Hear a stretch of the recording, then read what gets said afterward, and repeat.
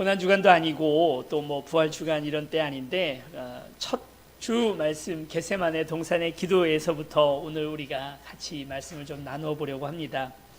겟세마네 동산의 기도, 그리고 또 예수님께서 십자가에 달려 돌아가셨다 하는 사실을 오늘 우리가 보면서 결국 우리 깨달아지는 것은 두 가지가 있는데요. 하나는 기독교는 고통을 악이라고 이야기하거나 부인하는 종교가 아니라는 것입니다. 우리는 내가 아프다, 힘들다, 내게 고난이 있다 하는 것을 이건 사탄이 우리에게 주는 거다, 이건 악한 것이다 라고 그렇게 생각하지 않습니다. 예수 그리스도께서도 고통을 거부하지 않으시고 그 고통을 받아들이시고 또 십자가에 달리시고 사흘 만에 부활하셨던 모습, 신이라면, 완벽한 신이라면 아프지 말아야 진짜 신이 아닌가? 아니라는 거예요. 완벽한 신이었던 예수 그리스도께서도 고통을 당하셨습니다. 오늘 우리의 삶에서 고통이 있는 삶이라는 것이, 그래서 이것이 하나의 뭔가 부족한 부분이다, 고통이 있다는 것이 오늘 우리의 삶을 완전하지 못하게 만든다라고 하는 생각은 기독교에는 없습니다. 완전하려면 아플 줄도 알아야 되고 눈물도 흘려야 되고 상심도 되어야 되고 근심과 걱정, 절망 같은 것도 느낄 수 있어야 완전한 삶입니다. 그렇게 놓고 오늘 우리의 삶을 돌아보면 너무 완벽해서 탈이죠. 좀 부족해도 괜찮은데, 그렇죠? 행복만으로 가득하고 고통 같은 건 좀 없는 그런 삶이 되어도 좋은데, 그럼에도 불구하고 하나님께서 오늘 우리의 삶을 너무 완벽하게 하셔서 고통도 있고 상실감도 있고 눈물도 있는 그런 삶을 살아가고 있습니다. 그리고 또 한 가지, 예수님의 이 기도를 통해서 예수님이 솔직한 기도를 하고 있다는 사실을 알게 됩니다. 이 잔이 내게서 지나가게 하옵소서. 아프기 싫어하시는 것은 예수님도 똑같았어요. 고통이 완벽을, 오늘 우리의 삶을 완벽하게 하는 것이고 우리의 삶에서 부인될 것이 아니라고는 말하지만, 그럼에도 불구하고 아프고 싶은 사람은 아무도 없다, 심지어는 예수님조차도 아프고 싶지 않았다 하는 것을 우리가 볼 수 있는 거죠. 그러니 오늘 우리가 이 아픔과 어려움, 오늘 우리의 삶에 있는 여러 가지 고난들을 이겨보고 싶어하는 마음들이, 그게 잘못된 것도 아니고 지극히 정상적인 것이고 예수님도 그걸 너무 잘 이해하고 있다는 사실입니다. 또 한 가지는요, 예수님 그 목숨을 우리를 위하여 주셨잖아요. 그 목숨이 만약에 예수님께서 아프지도 않고 별로 이렇게 죽는 것도 살고 싶지도 않아, 그래서 그냥 뭐 내 목숨 가져가, 뭐 얼마든지 가져가도 돼요, 뭐 십자가 그냥 제가 달게 지겠습니다 이래버렸다면 우린 예수님의 십자가가 별로 그렇게 중요하게 느껴지지 않았을 거예요. 그렇게까지 우리의 마음에 큰 감동과 눈물을 주지 않았을 것입니다. 그러나 예수님 살고 싶으셨어요. 그날 밤새도록 살고 싶으셔서 절규를 하며 기도하는 모습을 통해서, 그렇구나, 삶이라는 건 소중한 거구나, 살고 싶어하는 마음 오늘 우리에게 당연히 있는 것이구나, 그리고 그 생때 같은 목숨을, 그 너무 귀하고 예수님도 그렇게 죽고 싶지 않았던 그 목숨을 우리를 위하여 주신 것이구나 하는 마음의 감동이 오늘 우리에게 있는 것이죠. 그것이 복음이고 그 소중한 것이 오늘 우리에게 복음입니다. 세상에 누가 죽고 싶겠습니까? 뭐 얼마 전에도 그런 사건 사고가 하나 있었는데, 자살을 시도했던 한 청년이 자살 직후에, 자살을 시도해서 강물에 빠졌다가 직후에 119에 전화를 해서 나 좀 살려달라고. 사실 그 순간은 잠시 정말 내 목숨 끊고 싶다 하는 생각이 든다 할지라도, 기본적으로 오늘 우리는 우리의 생명을 소중하게 여기고 그리고 살고 싶어 하는 마음이 너무나 당연한 것 아니겠습니까? 그런 의미에서 오늘 우리가 잘 살기를 원하고 또 우리가 성실하게 이 땅을 의미 있게 살려고 하는 것도 오늘 우리 인간에게는 너무 당연한 것이고, 그렇게 사는 것이 맞다 하는 것을 생각해 보게 됩니다. 신앙이 깊어진다는 것은 그래서 그냥 빨리 천국 가기를 원하는 마음이 드는 거, 그냥 난 그냥 대충 살았으면 좋겠어, 그냥 이러지 말고 빨리 하나님 데려가시면 안 될까라고 생각하는 것, 그게 신앙 좋은 것은 아닌 거죠. 하루라도 더 하나님 앞에서 의미 있게 살려고 애쓰시는 저와 여러분이 되시기를 바랍니다. 2019년 아무도 돌아가시는 분 없기로 약조하는 겁니다. 네. 교통사고 조심하시고, 네. 병도 걸리지 마시고, 병 걸리면 바로 좀 알려주세요. 어디 아프시면 아픈 건 자랑하라고 했어요. 엄한 거 자랑해요. 뭐 아파트 샀다고 자랑하고, 그리고 뭐 차 샀다고 자랑하고, 그런 거 자랑하는 게 아니라 병 자랑하는 겁니다. 몸 아프다 하면 함께 중보기도 제목에 올리고 같이 기도하고, 그래야 자랑 안 하고 있다 혼자 기도해가지고 나오면요, 나 혼자 자랑이잖아요. 아, 내가 이런 놀라운 기적을 체험했네 하고 그냥 끝나는 건데, 온 성도들이 다 알고 같이 기도해 줬으면 나중에 다 낫고 나면 온 성도들의 같이 자랑이 되고 간증이 되지 않겠습니까? 병은 자랑하시는 겁니다. 아주 작은 병이라 하더라도 자랑하는 저와 여러분이 되기를 바라고요. 저는 부끄러운 병에 걸려서 이번 일주일 동안 계속 감기 몸살을 앓았는데요. 자랑하고 싶어서 자랑한 게 아니라 송구영신 예배를 드려야 되는데 목이 잠겨가지고 더 이상 말이 안 나오더라고요. 한 주간 고생을 했는데 여러분 기도해 주셔서 거의 다 낫습니다. 나은 목소리가 저러냐 이러고 이제 저를 쳐다보시는데 원래 이렇습니다. 그러니까 요거는 그냥 원래 이런 거고 더 목소리가 안 났었다 하는 것. 네, 그렇습니다. 기도해 주셔서 감사합니다. 그래서 예수님께서 이 겟세마네 동산에서 마지막으로 십자가에 달려 돌아가시기 전에 기도를 하러 가시는데요. 오늘 우리 세운교회가 하고 있는 것도 그런 거잖아요. 기도하고 뭐든지 하거든요. 우리도 뭘 하기 전에는 항상 오랜 기간에 적당한 시간 동안에 기도를 하고 그 기도의 기간이 끝난 다음에 그 일을 하자. 우리가 이렇게 정한 것처럼 예수님도 십자가 그 엄청난 일들을 이루어 나가시기 전에 먼저 기도하자 하고 이제 기도를 시작하십니다. 그런데요, 예수님만 심각해요. 보세요.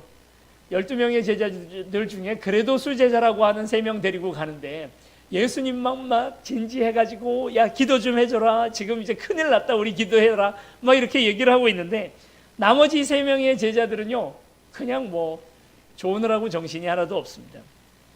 예수님의 제자들조차도 예수님과 마음, 비전, 지금이 어떤 시대를 가고 있는 건지 착각하고 잘 모르고 그렇게 살아가고 있다는 것입니다.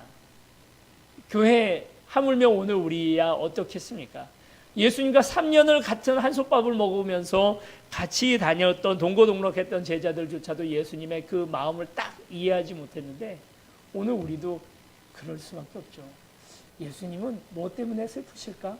예수님은 뭐에 내가 열심을 가지고 있을까?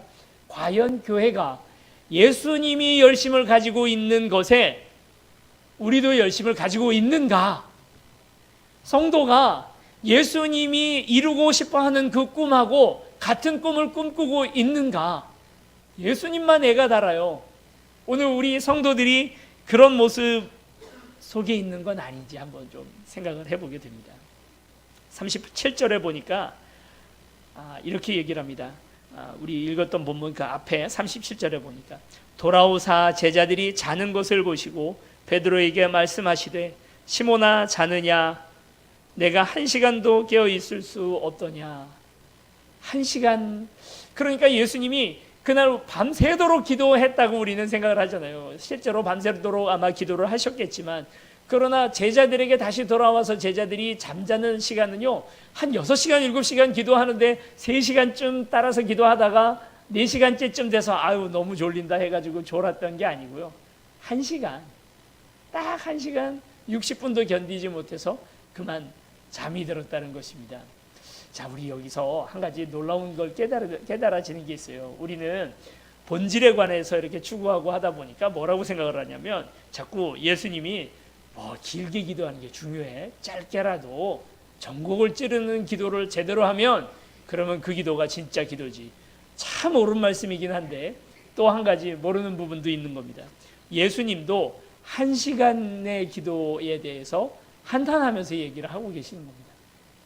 1시간은 좀 기도를 했어야 되지 않느냐.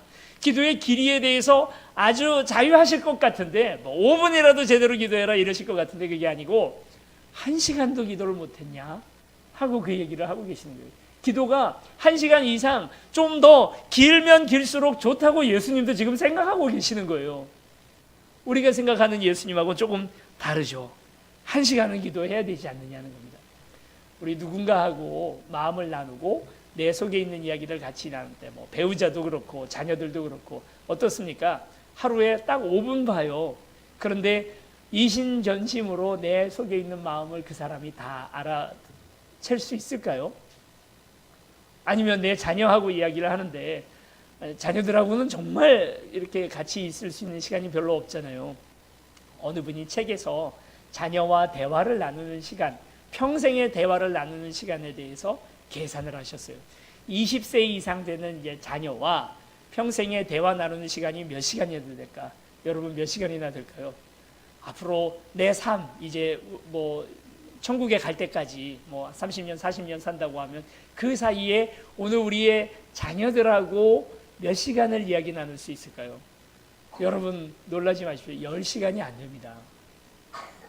지금 여러분 40대이지만 50대이지만 우리의 자녀들, 이제 20살 넘어가는 자녀들하고는요, 이제 죽는 날까지 그 시간으로 따지면 채 10시간이 안 돼요. 따져보세요 한번. 하루에 여러분 대화 몇 분 나누십니까? 밥은 먹었냐? 그게 하루 대화 다인 날도 많잖아요. 오늘은 뭐 친구 만나냐? 그게 다인 날도 많아요. 2초입니다. 그게 다라고요. 그러면 내 속으로 낳은 자녀니까, 아니면 나의 배우자니까, 우리 식구이니까 내 마음을 이 사람이 다 알아줄 수 있을까요? 텔레파시가 통해서 딱 눈빛만 보면 아, 엄마 지금 힘들구나 하는 거 다 알까요? 아니죠. 바른 소통을 위해서 우리가 꼭 투자해야 할 것이 있는데 그것은 바로 시간입니다. 긴 시간 동안 긴 대화를 나눠봐야 이 사람 속에서 실제로 무슨 생각을 하고 있고 어떤 상태이고 무엇이 힘든지를 다 이야기할 수 있게 된다는 것입니다.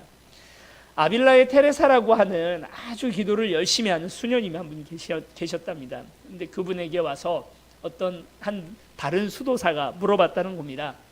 수녀님 그렇게 긴 시간, 하루에 24시간이면 거의 20시간 가까이 기도를 하시는데 도대체 무슨 내용으로 기도를 하십니까? 그랬더니 그 수녀님 하신 이야기가, 저는 기도하는 동안에 하나님 음성을 듣습니다. 그래 얘기하더라는 거예요. 그래서 이 수도사가 뭐 좀 당황하기도 하고 또 약간 좀 마음이 삐딱해져서 이렇게 물어봤다는 거예요. 그래요? 그러면 하나님이 뭐라고 말씀하시던가요? 하고 물었더니 이 수녀님 하는 이야기가, 그분도 들으십니다 라고. 아주 유명한 이야기이고 또 오늘 우리에게 기도에 관련된 아주 여러 가지 이야기들을 함축해서 이야기를 해주는 부분입니다. 듣는 동안에 서로의 마음이 통하고, 여러분 기도라는 게 무엇입니까? 그냥 좀 좁은 의미로 얘기를 하면 오늘 우리의 소망을 하나님 앞에 올려드리는 것을 기도라고 얘기할 수도 있지만, 또 넓은 의미로 얘기를 하면 기도를 대화라고도 이야기할 수 있잖아요.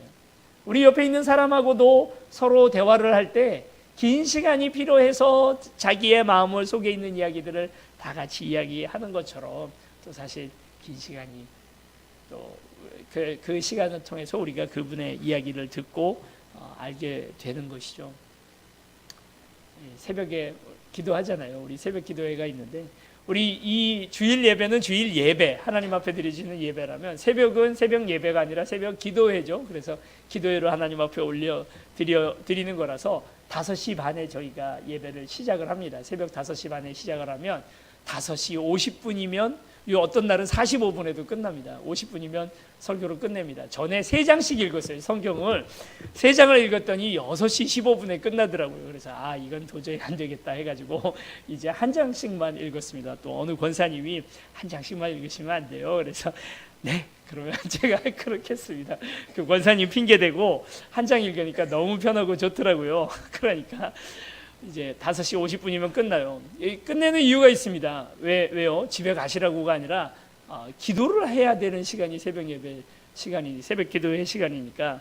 그래서 이제 5시 50분에 내려와서 기도를 시작하면요, 6시쯤 돼서 뒤돌아보면 아무도 안 계셔요. 다들 이제 뭐 학교 가야 되는 자녀들 밥 해줘야 되고, 또 가서 뭐 약간 부족한 잠도 좀 더 주무셔야 되고, 집이 또 멀고 하다 보니까 6시만 되면 다 없어졌다. 나 저 혼자 기도하고 있는 거예요. 그래서 이제 이런 생각을 했어요. 우리 교회가 근처에 사시는 분들이 아직은 없잖아요. 그래서 이게 특별 새벽 예배 해가지고 하게 되면 참 성도들에게 부담만 되고 이게 어려움이 되지 않나. 그런데 우리 교회 우리 집사님들 권사님들 보니까 저녁에 그렇게 나오셔서 많이 기도들 하시더라고요. 긴 시간 기도가 필요하잖아요. 10분 15분 기도가 아니라 이게 시골에서 예전에 처음으로 새벽 예배가 만들어질 때, 우리나라 대한민국에서 새벽 예배가 만들어질 때 그때는 우리가 다 농본 사회였기 때문에 농촌은 너무너무 부지런들합니다. 밤에 그냥 전기세 아깝다고요. 저녁 6시 7시 되면 밥 딱 먹고 불 다 꺼버려요. 그러잖아요. 그리고 그냥 바로 주무십니다. 그러고 다음날 새벽에 일어나서 새벽같이 나가서 들일을 하시더라고요. 들일을 해보면 새벽에 일을 하는 이유를 우리가 충분히 이해가 갑니다. 해 뜨기 전에 그때가 일하기 가장 쾌적하고 좋을 때니까 다들 그때 일어나서 일하시고 낮에는 좀 쉬시고 하시는 거죠. 그러다 보니까 그럴 때의 새벽 예배는 너무너무 소중했어요. 가서 4시나 5시에 그렇게 새벽 예배 잘 드리고 돌아와서 밭에 나가서 밭일 좀 보고 와서 아침에 해서 잡수시고 뭐 이게 다 되었는데, 요즘 현대사회는 그게 아니잖아요. 10시, 11시 다 넘어서 주무실 텐데, 그렇게 하고 새벽 예배가 이제 도시 문화 안에서는 새벽 예배가 잘 안 맞는 게 아닌가 하는 생각도 해보게 됩니다. 그래서 올해부터는 우리가 특별 새벽 예배를 없애기로 했습니다. 특별 새벽 예배가 아니라 특별 저녁 기도회. 저녁에 깊이 하나님을 만나고 긴 시간이 필요합니다. 사실 기도라는 건 어쩔 수가 없어요. 다른 모든 면에서는 짧은 시간 안에서도 해결할 수 있는 부분들이 많이 있지만 우리가 긴 시간을 통해서 하나님하고 같이 대화를 나누고 기도하고 하나님과 초점을 같이 맞춰 나가는 것들이 필요하지 않겠나. 그 새벽에 또 추위에 빙판길 헤쳐가며 그렇게 운전해가지고 멀리 와서 기도하기보다도 그래도 저녁에 기도하자. 다음 주입니다. 내일이죠. 내일부터 저녁 8시서부터 9시까지 이제 우리가 특별 저녁 기도회, 올해 신년맞이 특별 저녁 기도회를 진행하려고 합니다. 아무도 빠지지 마시고 다 같이 나오셔서 이 시간에 은혜 받고 하나님께 기도를 드리는 저와 여러분들이 되시기를 축원합니다. 너희가 깨어서 1시간도 기도하지 못하더냐? 예수님이 원하시는 것도 1시간 이상의 긴 시간 동안 하는 기도입니다. 그냥 짧게 식사 기도처럼 끝나고 집에 가는 그 기도가 아니라 긴 시간 기도하면서 내가 바뀌고 하나님이 변화되고 세상이 변화되는 것들을 한번 같이 변화되는 그런 것들을 보려고 하는 거죠. 딱 8시서부터 9시가 TV 켜면은요, 모든 공영방송에서 뉴스가 나오는 시간이 8시, 9시예요.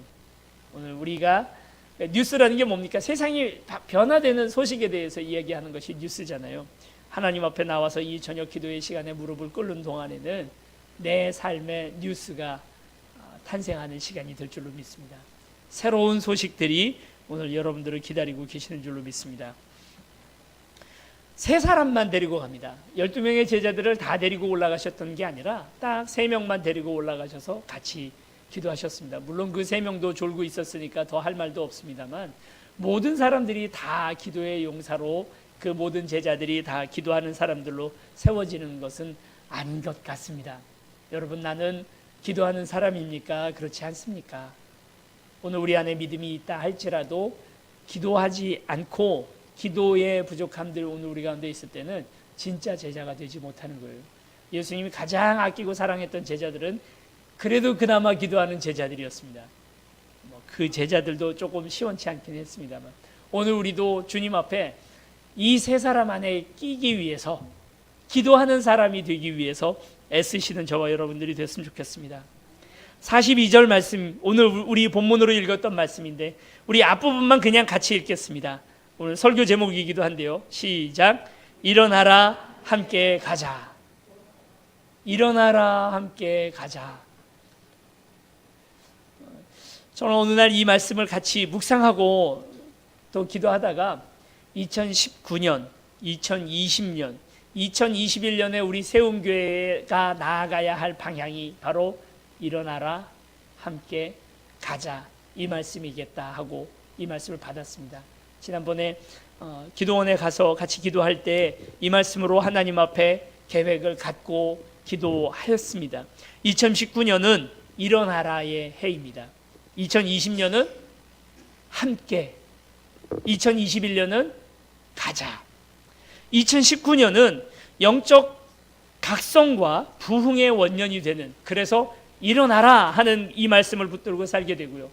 2020년은 함께, 그래서 우리가 공동체성, 교제의 중요함, 그리고 누가 누구와 함께 같이 갈 것이냐, 누가 우리인가에 관해서 같이 그 정체성을 이야기 잡는 그 시간이 2020년이 될 것이고, 2021년은 가자, 바야흐로 비전을 받고 이 비전을 향하여 우리 세움교회가 이제 힘차게 나아가는 해가 2021년이 될 것입니다. 3년의 계획을 우리가 생각을 했습니다. 우리 교회의 그 교회가 나아가야 하는 모습들도 그냥 단지 이번 달 어떻게 살 거냐, 아니면 올해 어떻게 살 거냐에 코앞에 있는 얘기들만 오늘 우리가 할 수는 없고, 좀 그래도 몇 년 이상의 계획을, 긴 계획을 가지고 우리가 바라봐야 하지 않는가. 올해 해봤는데 안 됐어요. 그걸로 끝낼 게 아니라 좀 더 긴 호흡을 가지고 바라봐야 되지 않겠나 하는 것이 하나님께서 오늘 저에게 주신 말씀이고 또 그 기도 제목입니다. 제가 부목사 때는요, 부목사는 한 교회에, 어떤 교회에 재임을 하면 짧게는 1년, 뭐 길어도 한 6년, 7년 있으면 오래 있는 거잖아요. 그러면 부목사 때의 마음은 어떠냐면 빨리 성과가 나야 돼요. 1년, 2년 사이에 나는 가버리고 없을 사람일 수 있으니까, 그러니까 더 오래 있어야 된다는 생각 안 하고 빨리 올해 뭐가 이루어져야 된다고 자꾸 생각을 하거든요. 그러니까 마음이 조급하죠. 담임 딱 되니까 달라진 게 몇 가지가 있지만 그 중에도 가장 크게 달라진 점이 성도들을 바라보는 마음이 달라지더라고요. 어차피 저분 장례식 내가 치러줄 건데, 긴 시간 30년 40년 내가 보고 또 함께 해 나갈 분들인데 마음이 조급하지 않아요. 지금 좀 부족한 점이 있더라도 또 조금씩 나아질 거니까 하는 마음이 있는 거죠. 어차피 뭐 제가 또 다른 교회 가겠습니까? 모르죠. 또 하나님 어떻게 하실는지. 그러나 제 마음속에서는 지금은 그런 생각이 하나도 없습니다. 그렇게 보니까 여러분들을 바라보는 제 마음이 좀 더 긴 템포로 바라보게 되고 더 멀리 바라보게 되고 기도의 제목이 달라집니다. 지금 이 문제를 해결해 주세요 하는 기도가 아니고요. 저의 기도가 하나님 조금씩 변화되고 하루하루 성숙하는 모습으로 드디어 마음에 감사가 넘쳐나는 것들을 보게 되었습니다. 그래서 계획을요, 일단 3년 계획을 잡았습니다. 저는 이 3년의 계획이 2021년 다 가기 전에 30년의 계획으로 또 바뀌어 나가고, 그리고 또 이것도 나중에는 300년의 계획으로 바뀌어 나가실 것이라고 저는 확신합니다. 그 전에 주님 오시면 제일 좋고요. 그렇습니다. 2019년은 일어나는 한 해가 될 것입니다. 일어나라에 여러 가지 뜻이 있겠습니다. 이것은 중의적인 뜻, 그러니까 예수님께서 이 안에 함축적인 여러 가지 뜻들을 함께 넣은 그런 뜻입니다. 2019년은 일어나라의 한 해가 되는데, 먼저는 누굴 보고 우리 일어나라고 말하겠습니까? 예수님께서 지금 3명의 제자들이 뭐 하고 있나요? 자고 있잖아요. 자는 제자들에게 일어나라는 말은 무슨 말입니까? 잠에서 깨어나라. 영어로 말하면 wake up, 깨어나라, 일어나라 하는 그 말뜻이 이 안에 있는 거죠. 잠은 잠인데 그냥 잠자는 게 아니고 졸고 있는 겁니다. 네, 지금 졸고 계시는 분 보고 지금 제가 얘기하는 게 아닙니다. 또 이게 죄책감을 느끼시면 하지 마시고 그 얘기를 하는 게 아니라 지금 졸던 분 몇 분이 깜짝 놀라셨는데 그런 뜻이 아닙니다. 잠을 자려고 마음 먹고 잠을 잔 게 아니라 제자들은 지금 졸고 있습니다. 그날 밤새고 예수님 말씀대로 이 제자들도 밤새고 기도를 하기를 원했어요. 그랬는데 그러지 않고 조는 것입니다. 존다는 것이요, 그런 거죠. 안 자려고 하는데 졸게 되는 거예요. 자꾸 잠을 드는 거죠. 나는 안 자려고 했어요. 그리고 심지어는요, 자기가 잠시 졸았는데 본인 스스로도 깨닫지 못하는 경우들이 가끔 있잖아요. 나는 안 잤는데 자꾸 아내가 옆에서 그만 자라고 옆구리를 찌릅니다. 지금 말씀 잘 듣고 있는데 왜 자꾸 옆구리를 찌르나? 존다고. 절 보고 막 뭐라 그러는 거죠? 안 졸았는데. 난 안 졸았는데 왜 자꾸 존다 그러냐고. 아니, 그 얘기가 아니고 지금 내가 존다고. 내가. 본인이 조니까 남편 옆구리를 찌르고 있는 거죠.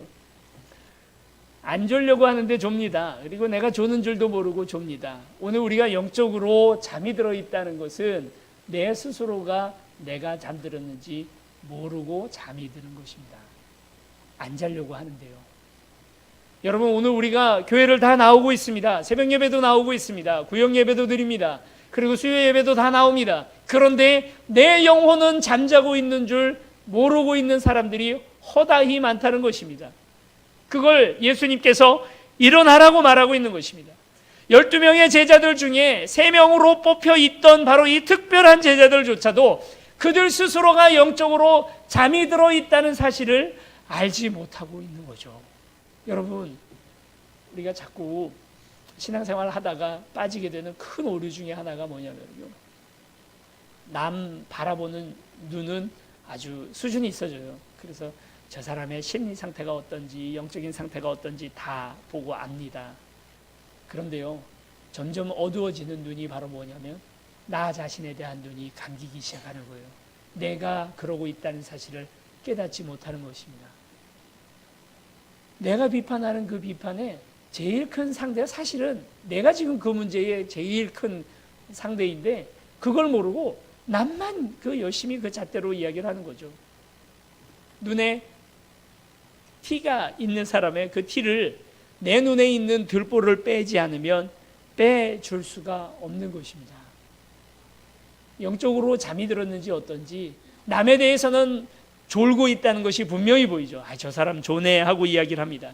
그러나 내가 졸았다는 사실은 미처 깨닫지 못하고 살아가고 있는 것이 오늘 우리의 모습이 아닙니까?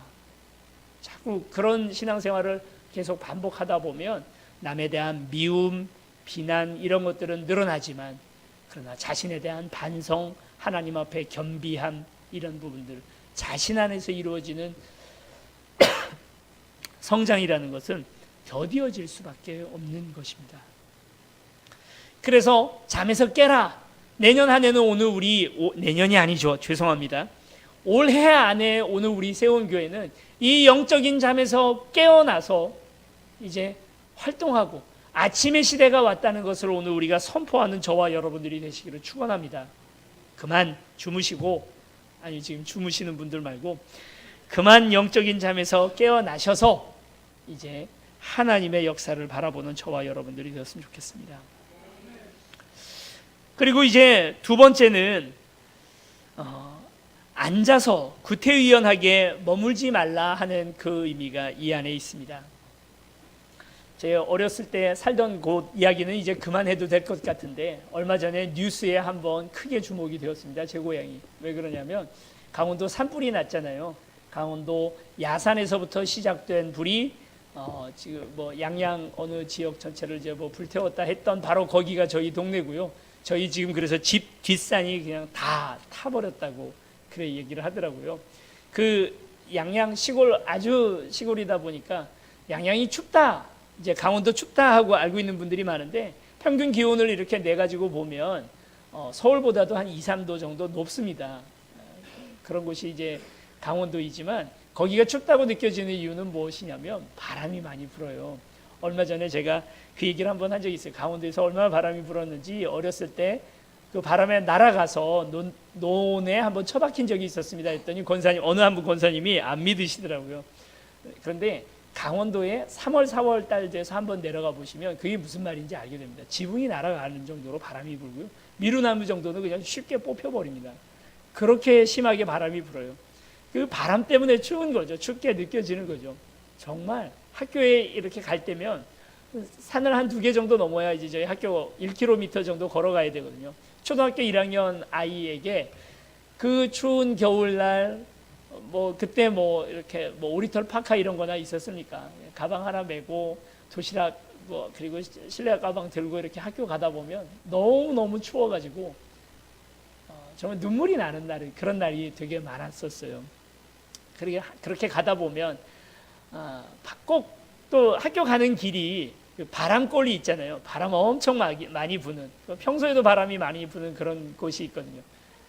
여러분 상여 아시죠? 상여 아시죠? 그 시골에 가면 상여들 다 있잖아요. 상여들 이렇게 만들어 놓은 보관하는 집이 있습니다. 그 집 옆에 지나가면 그렇게 바람이 많이 붑니다.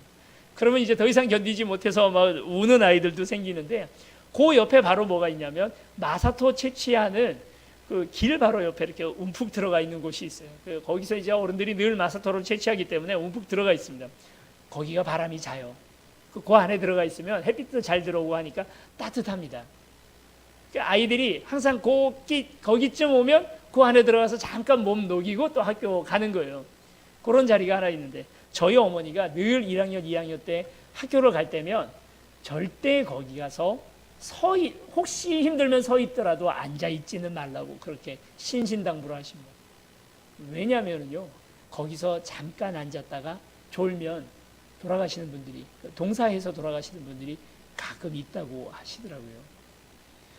추운 겨울날 길을 가다가 잠깐 앉아서 조는 것이 내게 치명적인 그런 일들이 벌어지게 되는 것처럼, 오늘 우리가 우리의 신앙생활에 있어서도 하나님 앞에 행진하고 나아가고 길을 향하여 나아가던 길들을 잠시 멈추고 졸고 있는 그 사이에 그것이 오늘 우리에게 치명적인 실수가 되어버릴 수도 있다는 거죠. 우리 신앙생활이 쉰다 하는 것이, 봉사를 내려놓고 또는 영적인 어떤 일들, 기도하는 것들을 내려놓고 가만히 앉아 있는 것이 우리의 영혼을 다시 힘나게 하고 다시 할 것 같지만 전혀 그렇지 않은 것을 보게 됩니다. 여러분, 핸드폰 충전해보면 어떻습니까? 요즘 핸드폰들은 좀 그렇지도 않은 것 같은데, 예전 핸드폰들은 충전을 하면요, 뜨겁습니다. 뜨거워집니다. 도리어 우리가 충전이 되고 새롭게 리프레시 된다는 것은 우리가 식어지고 아무것도 안 하고 좀 다 내려놓는 것이 우리를 리프레시 만드는 것이 아니라, 뜨거울 때, 더 은혜 받을 때, 더 하나님 앞에 나와서 뜨겁게 기도할 때, 그때 더 오늘 우리가 깊게 새로운 힘을 얻게 되고 참된 쉼이 그 안에 있다는 것입니다. 그래서 하나님께서는 항상 지쳐있는 이들에게 움직이라고 말씀하십니다. 아브라함에게 나타나신 하나님께서 하셨던 첫 번째 명령이 무엇입니까? 너는 본토 친척 아버지의 집을 떠나서 내가 내게 가라고 하는 땅으로 가라. 그 자리에서 좀 쉬어라가 아니라 가라. 여러분, 엘리야가 지쳐서 로뎀나무 밑에 쓰러져 있을 때 엘리야에게 먹이시고 마시게 하고 쉬게 한 다음에 하나님께서 엘리야에게 하셨던 말씀은 무엇입니까? 신의 산, 내가 너희들에게 출애굽 여정에서 만났던 바로 그 신의 산으로 가라. 출애굽기에 나오는 하나님께서 그 지치고 쓰러져 피곤한 노예들을, 이집트의 노예 생활하고 있던 이스라엘 사람들에게 하셨던 말씀이 무엇입니까? 급하게 일어나서 짐을 다 싸고 빨리 이집트를 떠나라. 사도행전에서 하나님께서 예루살렘 교회에 핍박을 주십니다. 예루살렘 교회 안에서 이미 교회가 완성되고요, 그 안에 있는 사람들이 얼마나 좋았습니까? 서로 가지고 있었던 모든 그 자신들의 재산을 팔아서 그것을 어려운 사람들에게 나누어 주고, 모든 사람들이 그 복음 안에서 기뻐하고 즐거워하면서 예루살렘에서 신앙생활 잘하고 있던 이들에게 스데반을 죽이시고, 그리고 교회에 핍박과 환난을 주신 이유가 무엇입니까? 땅끝까지 이르러 주의 복음을 전하라 그랬는데, 땅끝은 고사하고 예루살렘 여기가 좋사오니 하고 앉아있는 이들에게 이제 다시 땅끝으로 가라고 그들을 흔들어 보내시는 거죠. 가야 합니다. 일어나야 합니다. 매년 하던 것 똑같이 하는 것이, 그것이 신앙생활이 아니고 늘 하던 그 모습 그대로 살아가는 것이 아닙니다. 예수님 자신을 소개하실 때 길이요 진리요 생명이다. 예수님을 만나기 위해서는 어디로 가야 합니까? 길로 가야 합니다. 나서야 합니다. 앉아 있어서는, 정주해서는 안 되죠. 진정한, 요즘 말로 하면 노마드의 삶을 살아낼 때 그렇습니다. 작년에 하던 거 대충 올해도 하면 되지 뭐라는 생각에서부터 여러분 일어나셔야 합니다. 작년에 대충 기도 하루에 몇 시간 했으니까 올해도 또 그 정도 하면 되겠지 뭐 하는 생각에서부터 벗어나야 합니다. 우리 세운교회도 2018년 잘 됐으니까 그 모습 그대로 하면 되겠지 뭐 하면 이미 오늘 우리는 구태의연하게 잠자는 영혼이 되어 있지 않은가. 주님은 오늘도 우리에게 이렇게 말씀하십니다. 일어나라. 일어나서 주님을 향하여 나아가라. 움직여라. 비전은 움직이는 사람들의 것입니다. 그냥 앉아서 말하는 사람들의 것이 비전이 되어서는 절대 안 됩니다. 그래도 봉사하는 사람들, 그래도 묵묵하게 뒤에서 애쓰고 교회를 위하여 남이 뭐라 하든지 간에 그런 것과는 상관없이 그래도 움직이고 비전을 위하여 또 뛰고 있는 사람들이 이 비전을 차지하는 사람들, 그런 사람들에게 주님께서 일어나라 라고 말씀하고 계시는 것이죠. 얼마나 내가 형편이 되느냐 사정이 되느냐의 문제가 아니라 얼마나 내가 움직일 것이냐의 문제인 줄로 믿습니다. 오늘 우리 세운교회는 아무도 앉아있는 이들 없이 다 같이 일어나서 주님 앞에 나아가는 저와 여러분들이 되시기를 축원합니다. 우리는 새해에 움직일 겁니다. 우리 비전 토론회를 지난 연말에 진행을 했더니 다들 하나같이 하셨던 말씀이 우리는 젊어지는 교회가 되었으면 좋겠다. 이 얘기를 하시더라고요. 다 젊어졌으면 좋겠다. 뭐 지금 충분히 젊으신 것 같습니다. 그렇지만 젊어지는 교회가 되는 두 가지 방법이 있다고 생각이 됩니다. 첫 번째 방법 무엇일까요? 여러분이 젊어지면 됩니다. 한 5년 정도 다 반납하시면 어떻겠습니까? 은퇴하신 신권사님도 5년 반납하시고 다시 재직하시면 좋을 것 같고요. 제가 교족부에서 다 5년씩 빼드리면 어떨까요? 젊게 입고 오셔요. 마음을 젊게 하셔요. 다 염색들 하셔요. 그래서 정말 젊게, 우리가 먼저 젊어지면은요, 젊은 생각을 가지고 젊은 생각들을 품고 살아가면 우리가 젊어지는 게 되는 거죠. 젊은 사람들이, 이 지역은 다 젊은 사람들이니까 이분들이 이제 우리 교회를 자꾸 기웃기웃하는 분들이 있잖아요. 이제 등록하려고 하시는 분들도 계시고 교회에 관심을 가지는 분들이 계속 있거든요. 그런데 이분들이 딱 오셔서 다 이제 나이 드신 분들이 다 이러고 계시면 부담스러워서 교회에 못 들어오지 않겠습니까? 다 그 걱정하셨죠? 그렇죠. 그 얘기들 하시더라고요. 그런데 그게 아니라 도리어 우리가 더 젊어져서요, 옷도 좀 이렇게 세련되게 또 젊은 그 감각으로 이렇게 입고 오시면 젊은 분들도 오셔서 이게 다 여러분 이런 축복이 있기를 바랍니다. 처음 오신 분들이 여러분들에게 나이가 어떻게 되세요? 제가 사실은 60입니다. 50인 줄 알았어요. 이런 얘기 많이 듣는 여러분들이 되었으면 좋겠습니다. 아멘. 다들 동안이시기를 축원합니다. 제가 동안이잖아요. 네. 신앙의 고백이 필요할 정도로 심각한 문제입니다. 제가 최근에 이제 우리 교회 계속 오시는 이제 젊은 분이 한 분 계셔가지고 그분 남편 나이를 들어보니까 저랑 동갑이더라고요. 그래서 이게 그러셔요. 저도 그 같은 나이입니다. 그랬더니 깜짝 놀라시는 거예요. 그렇게 젊으셔요? 라고 얘기를 하시더라고요. 그래서 좀 마음에 원망스러운 마음이 있었습니다. 좀 그렇더라도 젊어 보인다고 얘기해 주셨으면 좋았을 텐데 이런 생각이 좀 들었습니다. 젊어지면 우리의 마음이 젊어지고 젊게 살려고 애를 쓰면 또 실제로 신체 나이도 그것에 맞춰져서 젊어진다고 합니다. 운동도 열심히 하시고 또 젊은 마음을 가지고 신앙생활을 해나가시고 그리고 또 젊은이들 좋아하는 찬양도 같이 부르시고 저는 참 너무 감사한 것 중에 하나가 우리 그 교회에서 불려지는 결단의 찬양이 때로는 좀 젊은이들 부르는 찬양, 좀 어려운 비트의 찬양들도 부르게 됩니다. 그런데 어느 누구 하나 못 따라오시는 분들이 없으시더라고요. 좀 잘 안 돼도 잘 따라오려고 애를 쓰시더라고요. 저는 그 모습을 보면서 너무 감사하다 하는 생각이 들었습니다. 그래서 여러분, 우리가 먼저 젊어지면 우리의 평균 연령을 낮추면 젊은 교회가 됩니다. 또 한 가지, 내년에는 우리가 청소년부가 신설되게 됩니다. 우리 중고등부 아이들이 이제 이번에 이제 6학년으로 졸업하는 아이들이 있고 또 그렇게 되어서 우리 청소년부를 신설하고 예배를 같이 드리려고 합니다. 그렇게 되면 이제 청소년들이 생기게 되고요. 그리고 올해 올 봄에는 청년부 예배를 신설을 해보려고 합니다. 제가 이제 어느 교회에서 중고등부 아이들 같이 예배를 같이 드리다 보니까 처음에는 이 중고등부 아이들 한 4명, 5명 모였어요. 그래 이제 그 아이들 붙들어 놓고 성경 공부하려고 했더니 전혀 안 모여지고 아이들이 싫어만 하고 그러더라고요. 근데 예배를 만드니까 그제서야 아이들이 모이기 시작하는 겁니다. 예배구나. 그리고 그때부터 부흥이 일어나기 시작하고 20명 넘는 아이들이 모이기 시작했습니다. 청년부도 예배부터 시작하자. 그냥 청년 모임 나눔 그냥 그런 시간으로 가는 게 아니라 청년 예배를 만들자. 그래서 올해 그것을 위해서 지금도 바쁘게 움직이고 있습니다. 잠오실 생각도 하고 있습니다. 우리 중에 혹시 자녀 계획 있으신 분 계셔요? 무슨 말이냐면 다시 아이를 낳으실 분 계셔요?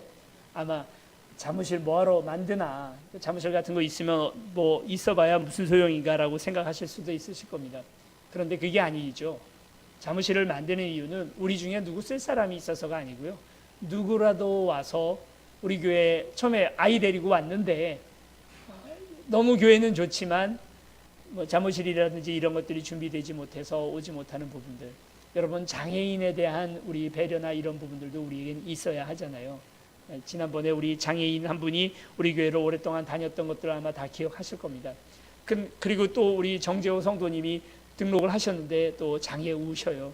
그런 분들이 편하게 오실 수 있으려면 우리 뒤에 있는 이 칸막이가 너무 좁아서 휠체어 들어오기가 쉽지가 않더라고요. 그런 부분들도 있고, 그래서 사무실이 하나 있고 또 이 장애인들이나 이런 분들을 위한 미리 우리의 어떤 배려나 이런 부분들이 있으면 좋겠다. 그런데 이것을 특별히 이번에는 우리 당회와 재직위원회가 그냥 우리끼리 결정하고 그냥 해버리자가 아니고 우리 성도님들에게 의견을 묻는 시간을 꼭 갖고 사무실을 만들면 어떨까 하는 생각이 있는데 해보면 어떻겠나, 뭐 그런 것들을 한번 묻는 시간을 갖는다고 합니다. 그래서 새로 이제 우리 관리부장님이 되신 이범술 집사님이 여러분들에게 아마 의견을 요 칠판에다가 이렇게 그려 드릴 거예요. 그러면 여러분들이 여기다가 자유롭게 와서 표시를 하면 됩니다. 반대 의견이 있으신 분들 눈치 보지 마시고 아무도 없나 이렇게 보시다가 반대에 이렇게 표시를 하시면 돼요. 그렇게 하라도 하셔서 의견을 개진을 해주셔서 모든 성도님들의 마음이 하나가 되어서 해보자. 그래, 지금 오늘 우리에게는 사무실이 당장 필요하진 않지만 언제고 올 사람들, 다음 주에라도 올 수 있는 어떤 사람들을 위해서는 우리가 이런 것들이 필요하지 않겠나, 마음들을 같이 모아보는 시간들을 갖는 거죠. 젊은이들이 교회를 많이 떠나고 있습니다. 교회들마다 청년부를 맡고 있는 저희 동기 후배 목사님들 이야기를 들어보면 어마어마하게 떠나고 있습니다. 중고등부 아이들이 한 50명 정도 한 부서에서 졸업을 해가지고 올라오면 1년 넘기 전에 3명, 4명 남고 다 없어진대요. 지금 교회들이 다 그러고 있습니다. 오늘 우리 세움교회는 이 젊은 영혼들이 어떻게 다시 돌릴 수 있을까? 이 물꼬를.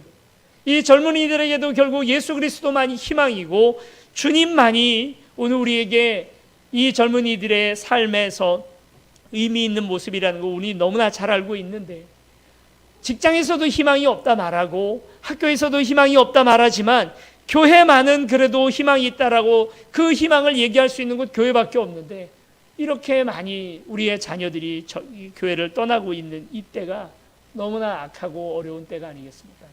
우리 세움교회가 이 젊은이들을 위한 교회가 되어지기를 원합니다.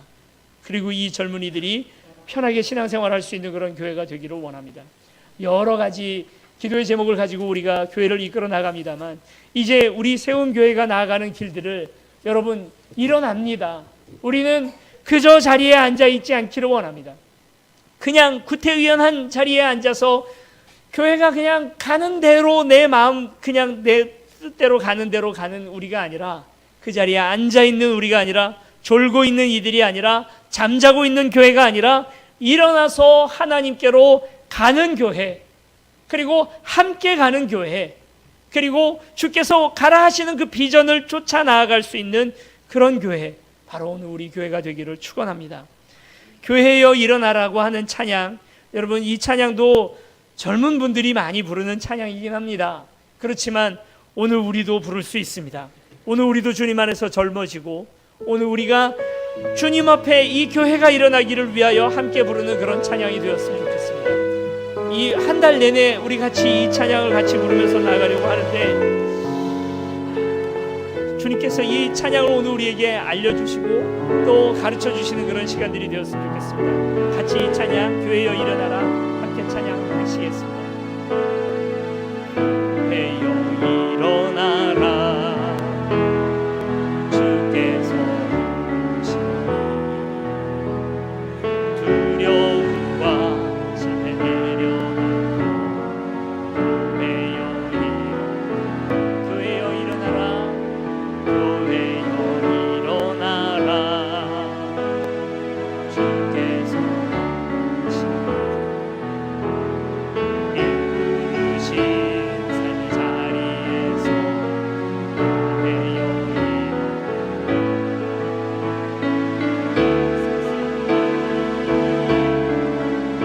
하나님의 편지,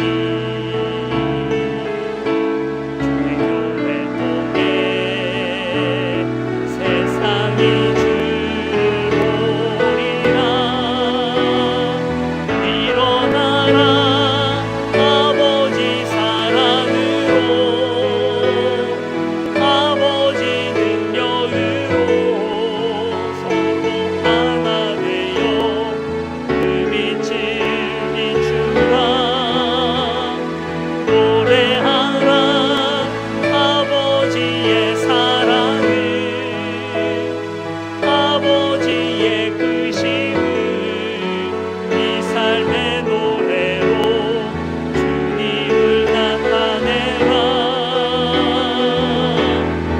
일어나라, 우리 다시 한번 찬양합니다. 교회여 일어나라, 교회여 일어나라, 주께서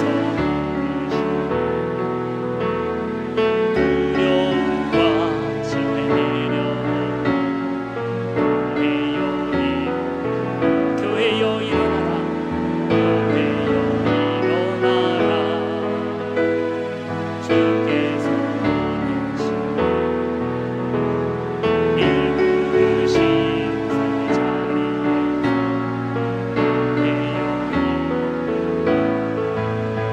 이 세상의 빛, 하나님의 편지, 주의 교회 통해 세상이 주를 보리라. 일어나라, 아버지 사랑으로,